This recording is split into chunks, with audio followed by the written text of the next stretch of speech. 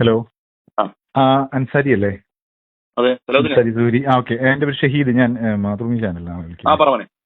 പിന്നെ ഞാൻ വിളിച്ചതേ, നമ്മുടെ കഴിഞ്ഞ ദിവസങ്ങളിൽ സോഷ്യൽ മീഡിയയിൽ ഭയങ്കര സജീവമായിട്ട് ഒരു ചർച്ച അങ്ങനെ നടക്കുന്നുണ്ട്. ഒരു ഒരു ഉമ്മ യാത്ര പോയതായിട്ട് ബന്ധപ്പെട്ട്. അപ്പൊ മൂപ്പര ഇബ്രാഹിം സക്കാഫിയുടെ പ്രസംഗം നിങ്ങൾ ശ്രദ്ധിച്ചിട്ടുണ്ടാവുമല്ലോ? അതെ അതെ അതെ. അപ്പൊ അതിപ്പം ചിലൊരു വിവാദമായി അവരാ കുടുംബം, അവരെ കുടുംബത്തിന് വിളിക്കുന്ന ആളെ പേരെന്താ? ഷഹീദ്. ഷഹീദ്, ഞാനേ അവരുടെ മകളുണ്ട് ജസ്റ്റുവിന്റെ ഇബ്രാഹിം. സെക്കൻഡ്. അവരുടെ മകളുടെ അവിടെ മകളുടെ പേര് ജിഫ്ന എന്ന് പറഞ്ഞ ജിഫ്ന ഇട്ടപ്പോ വാട്സപ്പിൽ ഇൻസ്റ്റാഗ്രാമിലൊക്കെ ഇട്ടിരിക്കുന്ന സ്റ്റോറി കണ്ടിരുന്നോ?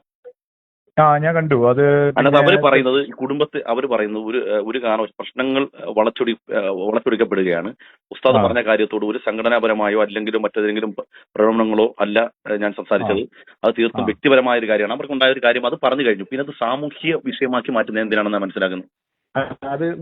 ഞാൻ ഒരു കാര്യം മാതൃമനുഷ്യാണ് ഞാൻ ഒരു കാര്യം ചോദിക്കുന്നുള്ളൂ. മൂന്ന് യുവാക്കളെ നമ്മുടെ ഇന്ത്യയുടെ രഹസ്യങ്ങൾ പാകിസ്ഥാന് ഒറ്റിക്കൊടുത്തതിന്റെ പേരിൽ പിടിക്കപ്പെട്ടു. നിങ്ങൾ അറിഞ്ഞിരുന്നോ?